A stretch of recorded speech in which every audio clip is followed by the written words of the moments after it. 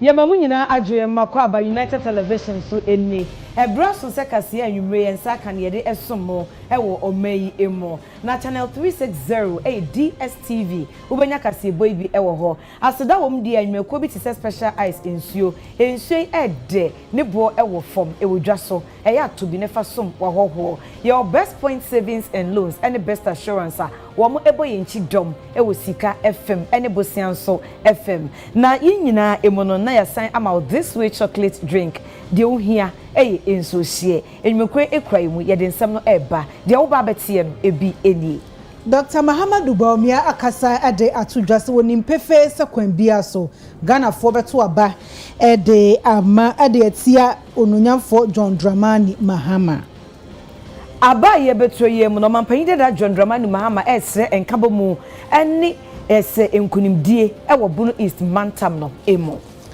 sanso ena adesradie akọ ama omampanyi se senkebe yi a waswafo awono ena hwensase eni emu nipa so mekire ononyamfo Samuel Abu Jinapo enka onyinadi eno achi waswafo hwe abode nyansape ene niema hodo atwi ehu ahia ononyamfo Filiamensa Heford nso eno nso mpanyifo kire se wose yinadi omampanyi da John Dramani Mahama se nkrofo bi a abato bi course na wo mo ehwe wo mo enkwa no empatesika aban etuama wo mo esakra dodo ensam fufuro emu no vice president akasa amemu no de atodwase nya meya dom na obeye mampanya ai woni na bedi echi Dr. Matthew Poku prempanyina be kan bom na fe eye aboso kan woni eton ka ho ne ma eye tax no wa ne flat rate de amawon NDC for kasa wo mo chese voter register abato ngoma mfimfi mantamu die no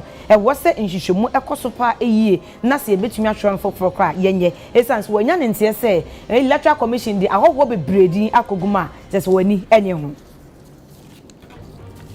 Awuzanfo we ene ensembia ebi eka ho na editie na edihwe ene aso no so krojia ye de ebramu ewo UTV so ewo enkran abeka junction midi ede afia ede twumbwa mrosa mene obahima afia chesi Africa se bono emu ensam enie Omampanyi apedi ekire a ono aso na etu franka ediama MPP amanyoko no ewo afi abato ni mu meche Dr. Muhammadu Bawumia wakasa memu no de atodwase woni mpefe se afi abato mu ne kwan bia so NDC franka tufo no nyamfo John Dramani Mahama Ghana fo beto aba edi etia no ni nyina ne se wo se emre bia Ghana fo ema owura Mahama akwanya ma obedi yesese mampanyi no sebi ototo papa so wanya de eno ntinya de Ghana fo ebema na kwanya biem ewo afi abato no imo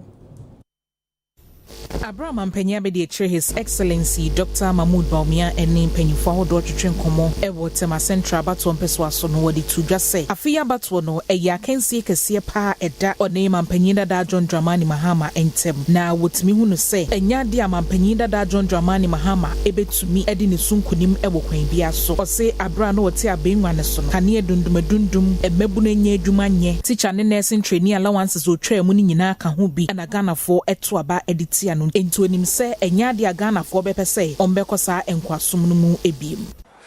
We all know that the former president has been president before. This is why he is former. He's been in the seat before. He's had the opportunity with all the authority under Article 58 of our Constitution. With all the authority, he's had the opportunity to take the major decisions that he wanted to take as president. And when he sat on the seat for 4.5 years, he told us that all the meat was finished and we were left with the bone. yadikase eko amjimu yebasisia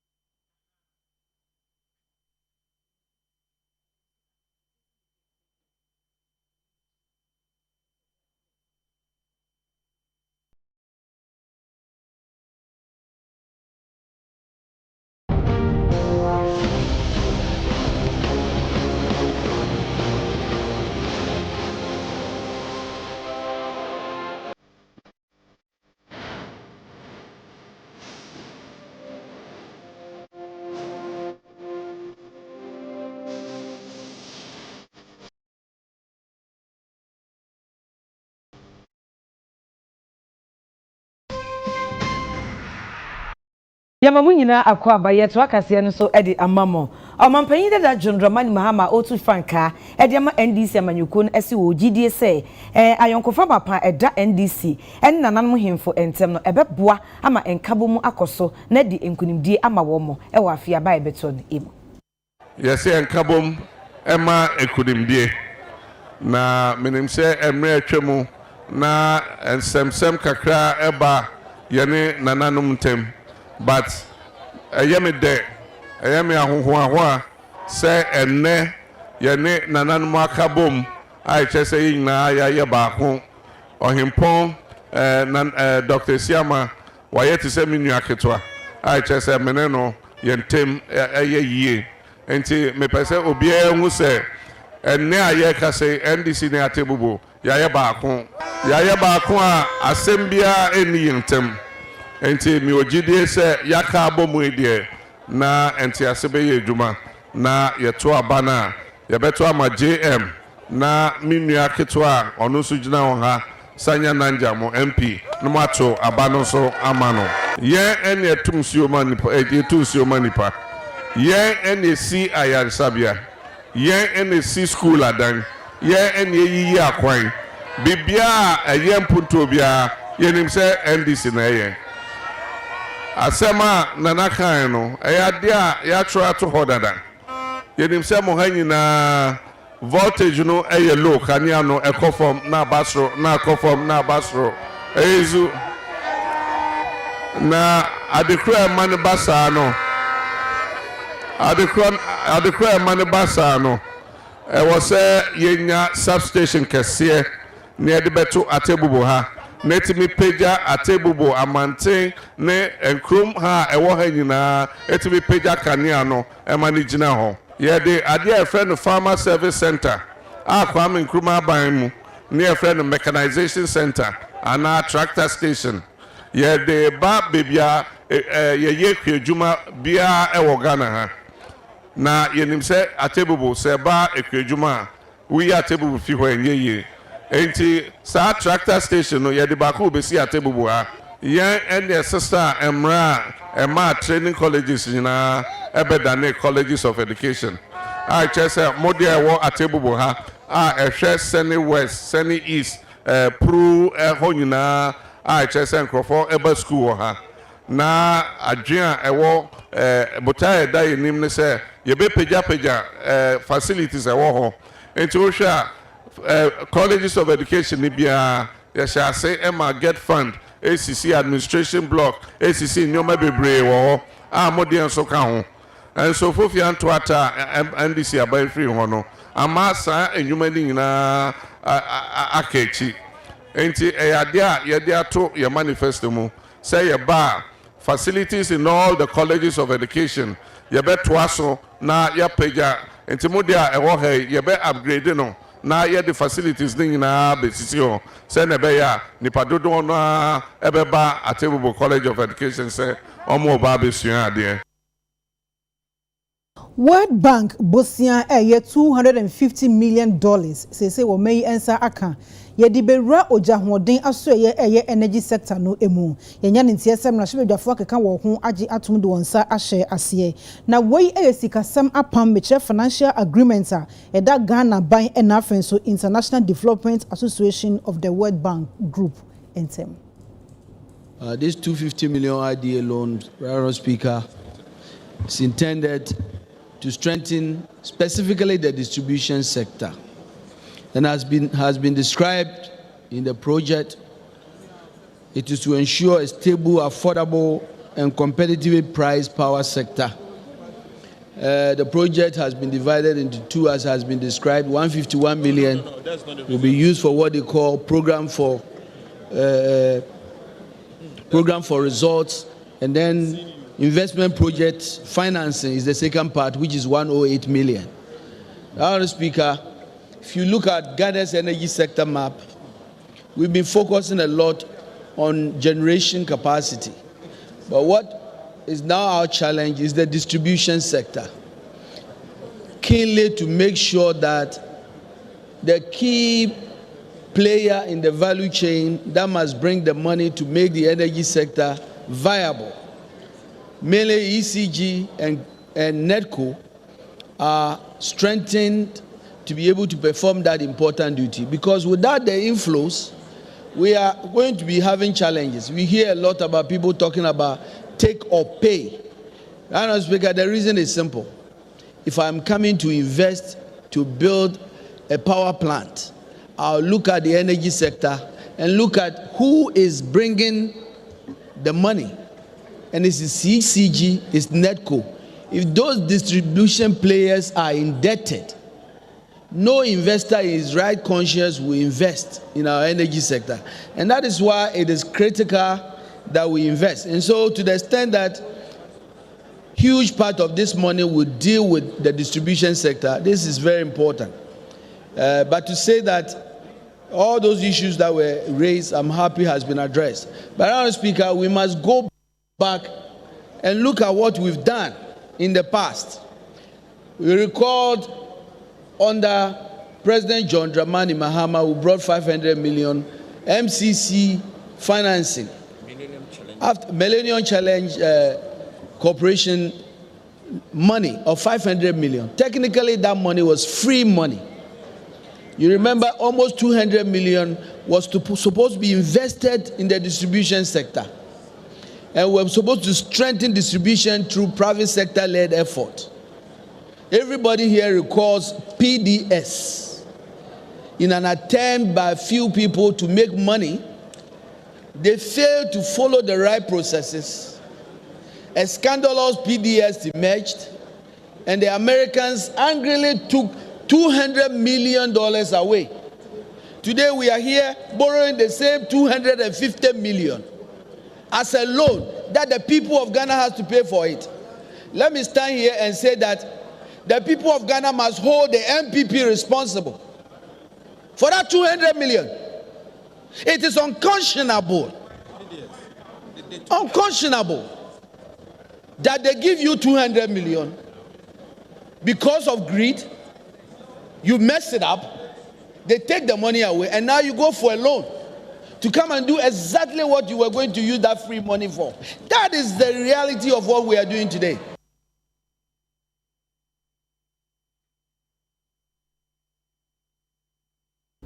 Emrebia bato a ekọ so o membasabasa yesi ma akra bi mpo etotoy na eno na mpatesika aban etua ma omo no omampanyi dada John Dramani Mahama si esua na ban eba enhihwemu mapa ebekọ so na wo mom di sa ensem hono no asotwe akọ edi ama o na no so na mete se court Ghana court akase omo a omu praye no ai che se sa seme esi ye no omu praye no yemfa sika kakra bi emfa nche emomo aye 275,000 Ghana cedis na me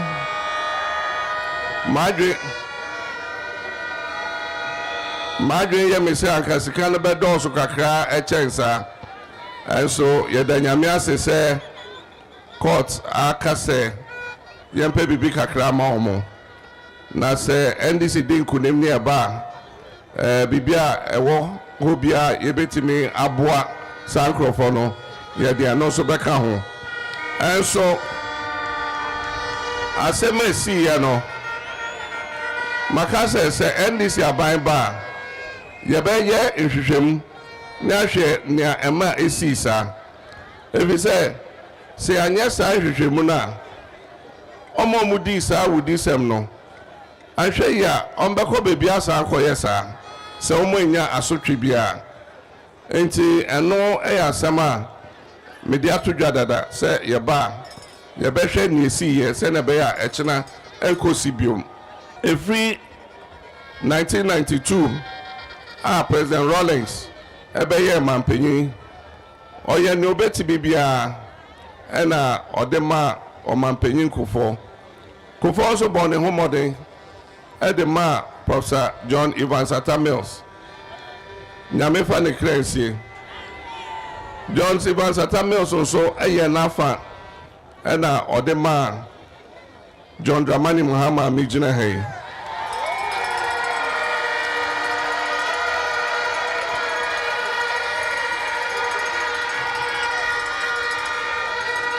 Ezu. Meso me ya media ka ho ekodru baby. Ena Ghana for say baton no me fan share Nana Akufo-Addo eni na bedi echi ba omiansem. Ena nokre me de share omonsem. Nana yedwen say omonso pempenso a omode Ghana bedru no. Nanka obi foforo nso abeje. Enso omode America yetu eko yenim no. Omode America no omodane in reverse. Ena omomom omutu esa omoichi.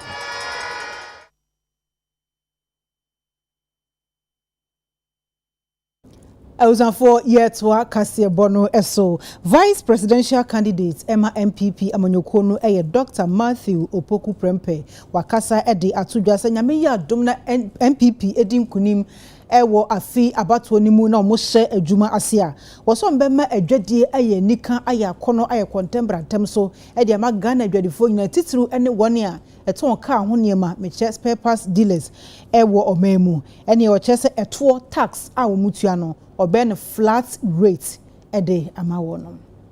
Oboso kai ha wade wakɔ mpɛ ɛho ɔbɛn ho sɛ de baba dɔna na yɛ de ɛgyina bɛboa ɛno de bɛboa mo adwuma yɛ de akɔ deɛ ɛtɔ so bienu me nuanom ɔmo sɛ ɔmo nte flat tax ase saa flat tax no saa 22 taxes na ɛka no wode yɛ adwuma anyɛ dɛ ɛnyi ebi wɔ hɔ a yɛ ade asi ɛpɛ o but wɔka sɛ tax baako 22 deɛ ɛne ɔka ne nyinaa ma obi anyɛ baako na wonte so na obi antumi nyɛ dɛ ɛntia enti sɛ income tax fɔ no na ne nam ɛde kra de ɔtoto nkurɔfoɔ shops no yɛbɛgyae obi a ɔkɔ school yɛde simple tax number wotia sɛ deɛ mesrɛ mo no sɛ customfoɔ gye nkurɔfoɔ sika bi o sɛ income taxfoɔ gye nkurɔfoɔ sika bi o sɛ yɛ Ghanafoɔ no yɛyɛ ade sɛ yɛbɛka no kora a ɔmutumi nyɛ dɛn ɛnyɛ sika bi ɛnam sɛ taxes ne dɔɔso yɛ bɛɛ 22 ti obi a ɔbɛsɛ ɔyɛ dɛn otua deɛ ɔkɔ a na ɔkɔba customs yi kakra meboa na ɔyi ne nneɔma afɛm meboa na Ghana adwiri sika na customfoɔ nyinaa yɛ kɛse ɔmo nyinaa wɔ dɔbɔ kye ɛnyɛ no bi ne yɛpo yɛpɛ simplified tax a Ghana ni bi abɛyɛ wele nsa wɔ otua na onim sɛ ɛkɔ aban ɔ meboa na ɛnyɛ ɛkɔ disco hɔ ne bɛkyɛ ha yɛ adwuma ɛnkyɛ dɛ possible obiara di bi asɛ obi adwuma 24 hours obiara onim deɛ ɔka biara na ɛka 24 hours meboa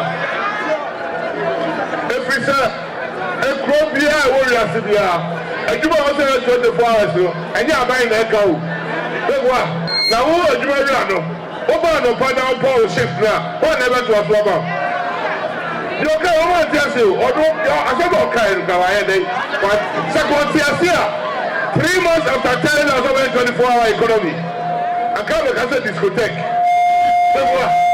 Now, there's a night club, also 24 hours. If there are body, you're the every day. Morning club, afternoon club, night club. I'm not more, I don't go to you. Why are you 3 a day? Or 3, 4, or 2, 4. Say, pay you up on months ready. Every job platform, so I catch you say you election time. That will charge you. Now be from. You're fighting from. No crime quad that you will ever come. You should do more about Baha. And then no more on Modia Baha. On my brother, so kind 4 street lights. I go on my brother, so kind 100 street lights. I go on. On my bed, dustbins, say a baller. You fancy say a baller, what was so kind. On my bed, dustbins, Baku 100. On my bed, tricycles. Aboboya, on my Aboboya, Baku 5. Mundo Masi, Mundo Masi. It is possible. On my motorbikes, possible together. Say a former task force. Na anajo, on my farm boy, Juba, Emma Abuso Kaifo.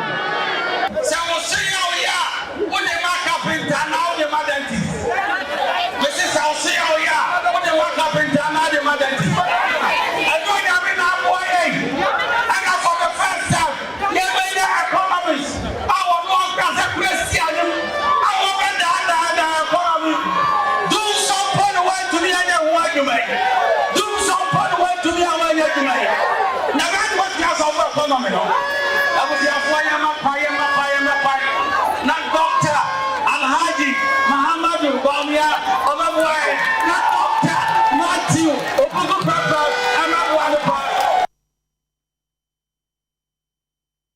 International evangelist Dr. Lawrence Tete na eka say wode to amanyofo emebuno ene ombia enim say galamse asem na yasem hiao e wo se ye kabom ne sori waka ehwe se ye bekon atia anye sa se de ohu omeda ache no enye fekra ya nhwe galamse ye a enche bia ye be important su ni asi wo Elmina ni asi wo Cape Coast ni asi wo Takraden na wo hwe Ankobra nsuo no na wo hwe Brim na wo hwe Pra na wo hwe even nsuo bia edda ekrase a otumu se galamse se ye kro no mercury ni ndro no mo ni gumo no edi yare bebre na eba. Today people are born with one eye, some are born without limbs. Ebinimo ho a yare a abeto onso no kidney, liver ni heart nya asese nti se hwe ye na sa galamsey manes no ye jai but galamsey no why no name say galamsey no wo ho police for no mo ye die soldier for no mo ye die mo media for mo ye die bibi wo ho a se ho a yen ho ana bibi wo ho a eduane bi wo ho a koma mo chenti na mo ntumi nkon no nyema bere say the soldiers can stop it. The politicians can stop galamsey. The police can stop galamsey. What is presented? Munchen be a secret be ho. And now you are enjoying something there because the nonsense must stop. Galamsey ebe kunye. Now if you look at Ghana, apart from Greater Accra region, the Volta region, no, the whole of Ghana, no, galamsey one baby. And yet, mono, I mean my sisters now, but mono amoba say no more. Your conference, your friend in National Emerging Leaders Economic Forum. I know say we are meeting all emerging leaders. Ye share leaders are omo eba omo fifi. Ye nyina ye pese ye kabom na ye to adwene ewo oman mu. So oman se be ye a youth no esi abati so e say ye nyina ye ba together. Na ye to adwene ne ye hwe kwan ye befa so a ye be solve problems a equity oman e bi te say climate change e yade a equity oman pa galamsey asemi a Dr. Ka ho asemi e yade a equity oman na is in relation to climate the climate impartation ebeba o say ye hwe kwan so ye befa so a technology ebai ekwan ben so ne ye befa so a ye the policies bi begu akwa mebeboa emaburu nyina social injustices o say sanyama we nyina emaburu no ye ni ekum ho ne ye hwe kwan ye befa so a ebeboa ama oman no atumpon.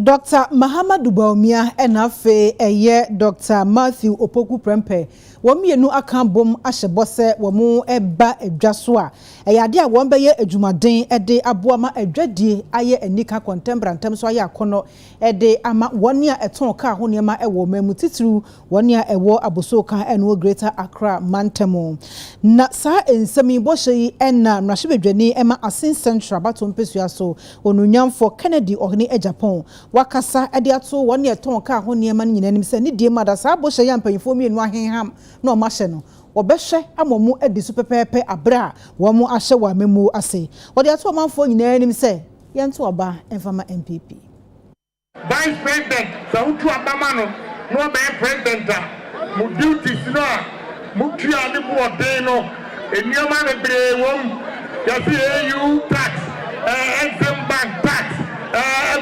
ECOWAS tax enioma hwanyan ni nyina osu oba obetwani nyina gu why tax no ba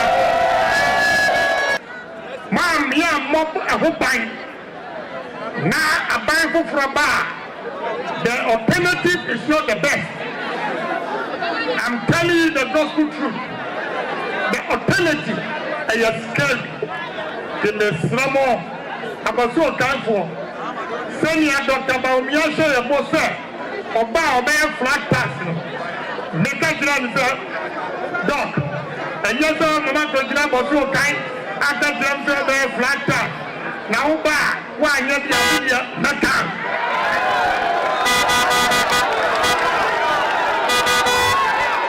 Also, what you man bring yourself? When you catch your man and be a police watchman, I don't know obey. And you will not the same. Mere man of the Baumia opportunity. NDC program, sir. Only your socialist party. Socialist party, I just said. Almost get a mob for and MPP from say we believe in capitalism. To say and before I'm going to be able to Juma and Yesika. Now I'm and Sedano. And so the so-called socialists, you know, who took Abama Homo, no one yet too many bar, no matter capitalist. There is no social intervention. The opposition, Ekimidiba. The capitalists, no more. Or better, I'm from Brady Omoronso. Omwa, Nimiansa say. Ansana, I'm from Brady Usuro. So, one more for us who want to own. I'm going for business or cash, or also kind of cash for business, and yet. And no tea, so shop rent and for peso.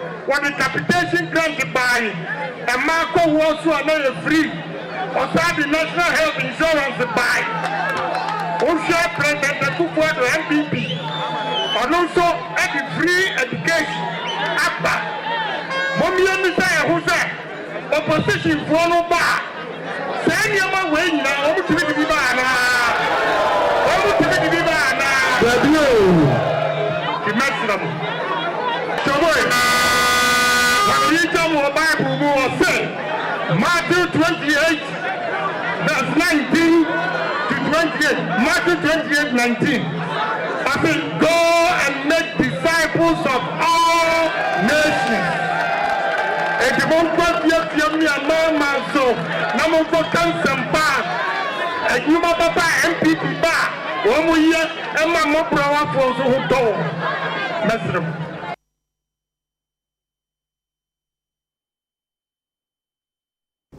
Kasia fi UTV so madam majanyin krato ye beba sisi a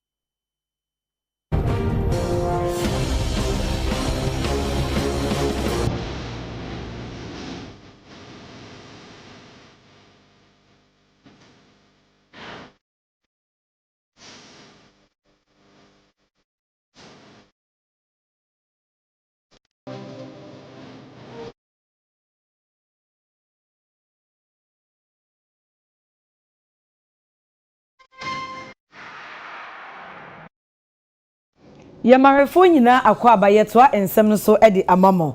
NDC amanyoko no esi efutu voters register.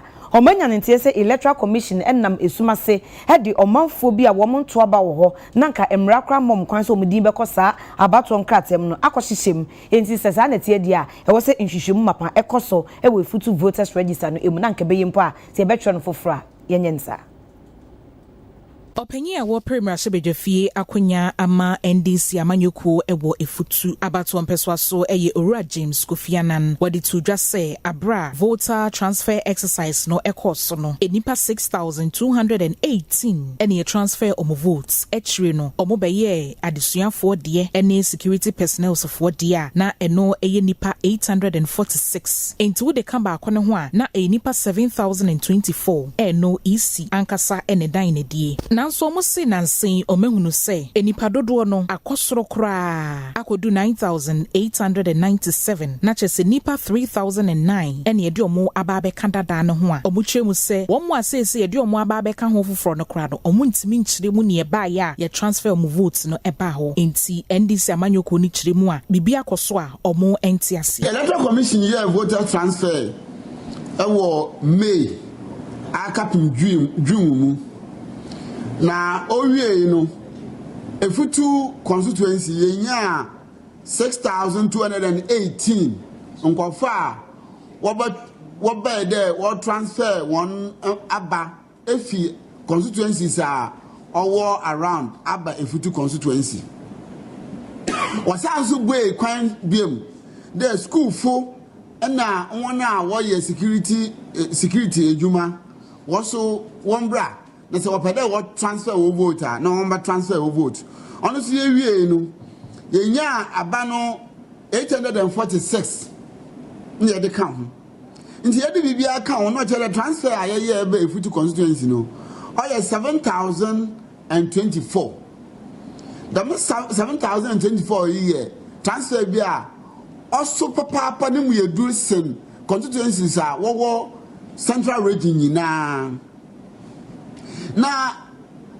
eyi na chi no na electoral commission bu ekwanto wo de obi biara a oboto ni din ana de o transfer ni din no ombra na mo hwehwe register ni mu de ni awuzafo yeto akase bono eso Electoral Ghana Limited wonum eyadwumaku a otu wonum etu mining na babia ewo so mu ye adwuma ekopem no aprepre kakra element mu ase aba wonum eni krom hofo entem we enam so ema wopaw committee mienu eye Mines and Energy Committee and afi Lands and Natural Resources Committee say wo montena se wo munye hwehwemu no mompe baby potie wo say Electoral Ghana Limited wo mu ye adwuma ekopem se de beya emfa prepre bia ema wonum eni kronum mu adehye entem na committee na yo madwuma awie wo mdom report ko parliament ama se enya ntie se parliament agiatum. The validity of the additional lease agreements for Ada West and East, covering a total of 140 acres, has to be looked into. The application and relevance of PNDC Law 287 and its implications for Electoral Ghana Limited leases and future operations in the lagoon by the investor. We have to look at it.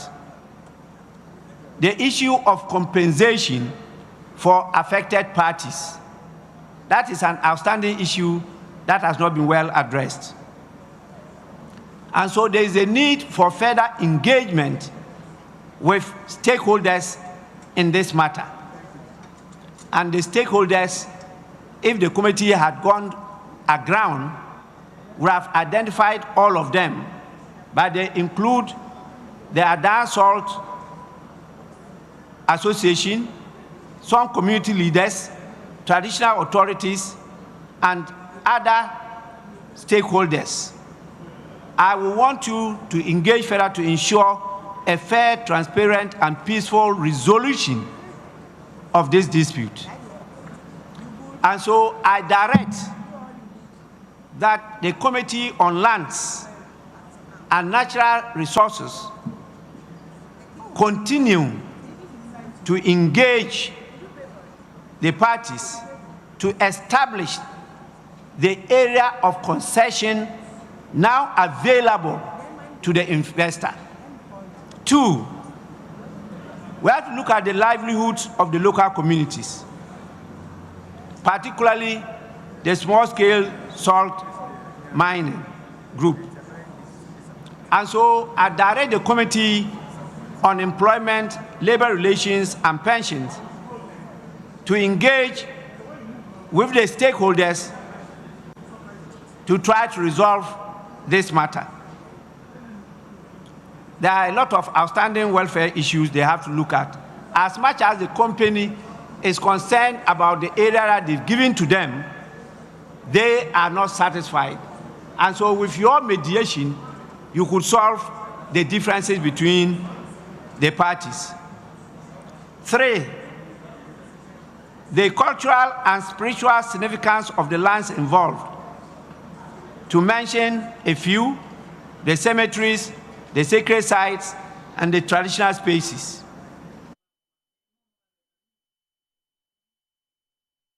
Ghana National Gas Company Limited mpanyifo edi dwuma bi ni nyina ene se wotoato adwen edi afa anwodenie efa energy sector no ekwan a ehu sikasem obetumi atutu ni yi.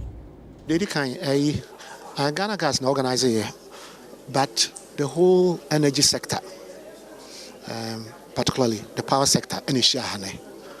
Now you united to akwanso ne say yehwa sabi who produce gas na who produce anyina hodin so a sika ekomu for ye produce we no enye no na eba into no ama sector no eka omudie no da na ekosoro because da eka wa akire month bia eka wa akire nti ye behia na na be se ye toatoa adwene ho se ebe den na sabe ye timide yi costa ye incur to produce gas in power na sika ye nya at the end no ye be man mi enu nyina ehia enu tin ne ehia ye na adwene pi bai maybe ka say also ECG collecting more but we hwe enu so a forex no so no bia gas no ana power no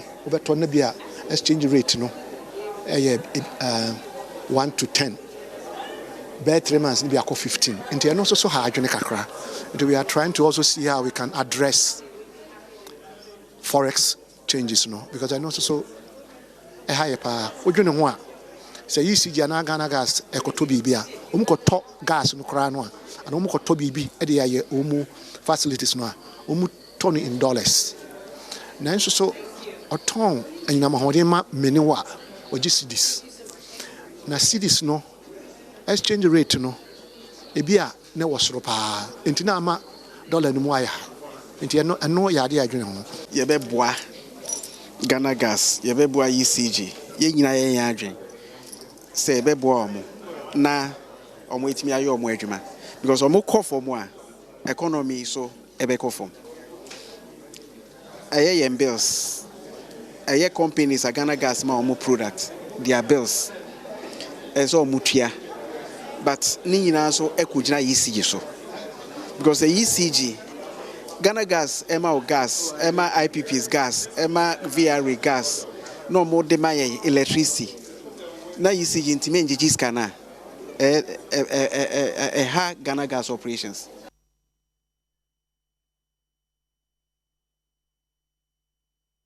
Awusanfo ye to akase bono eso na arehusem abeto yapno so etwesa kwanhye bia no odin esi ewogomua improvement junction eno ewo Winiba apam kwantempo no so mfifi mantam central region amenam so enipa makomakom yensade amunum honuma ena wonum eto nananom ewo ensiedo ama enipa edun so wonum eprepra ano ejene ya call accident bi esi gomua improvement junction, that is Winiba apam highway do nti member ene no okra no Toyota Haze with registration number CR 805-24 okra na 15 passengers were on board. Out of 15, 3 at a spot no way But there were other casualties. Casualties in where 12 was the Big Crow Winneba Trauma Hospital. That was the Bisukro Winneba Municipal Hospital. Now, Moframa today, and our count. Today, two, no condition. One condition or a critical. Two, Nizi, PBI, no one, see, Waba, Yanwan Bar, a tumum. But according to Guy Bia Watson Carnum, also Wofi, Accra, or Bassana Kotakradi. Until we drew upon a car and a tie, a children, a crow or pie, to pie in a speed room to a somersault. So I shall now ask somersault, Markashi fool, roadside. Oh, yeah, and Chabian just to talk on. So now a 2-in-1 accident, they just to talk on. But what friend a crane, Yamena Daroma, 1 hour trapping in a year one. Now dead bodies in also, ye retrieve one.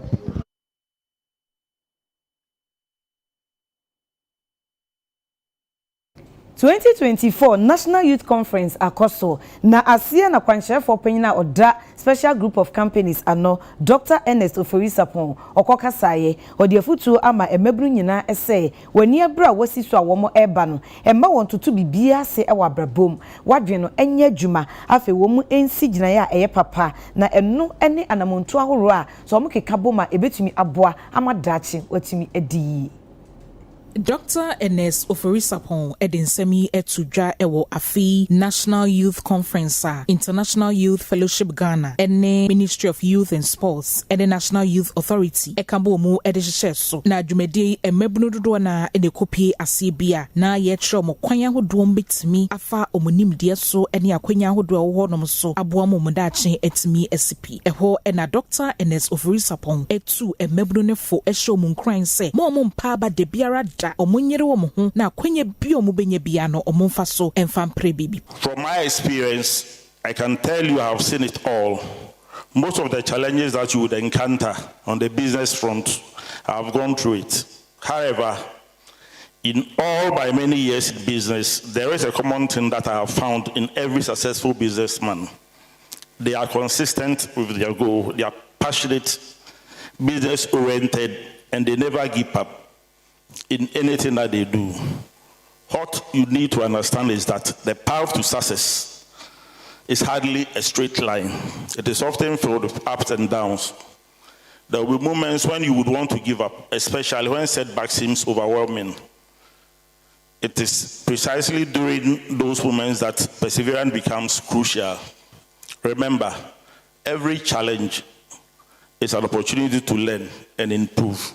Bear in mind, what tells the difference between failure and success is a consistent effort you put into your set goals. It is the consistency you put in the efforts that will set you apart from others. What you need to remember, however, is that building a strong mindset takes time and effort. But if you're able to stay the course, the rewards are immeasurable. With a strong mindset, you can overcome any challenge, achieve your goals, and live a fulfilling life. In this modern age, people have the misguided notion that success is some elusive quality out there that we need to hunt down and capture. But bear in mind, you cannot capture success. Neither can you buy success or stumble across or fall into it. You can only create it from inside out. And the only way to create it is by changing your thoughts and habits. See failures as opportunities for growth and learning. But most importantly, surround yourself with positive people. The people you spend time with can significantly influence your mindset. Just as the right crowd can enhance growth, so can the wrong one be an impediment in your way. But there is something you must never lose sight of. And I want to advise you on these things. That one, anger kills wisdom. So for every step, you must be guided by these principles. That if you are not willing to learn, no one can help you to learn. If you are determined to learn, no one can stop you. Take nothing for granted. Continuously think outside the box and try to create something out of nothing. And that is what we call as entrepreneurship.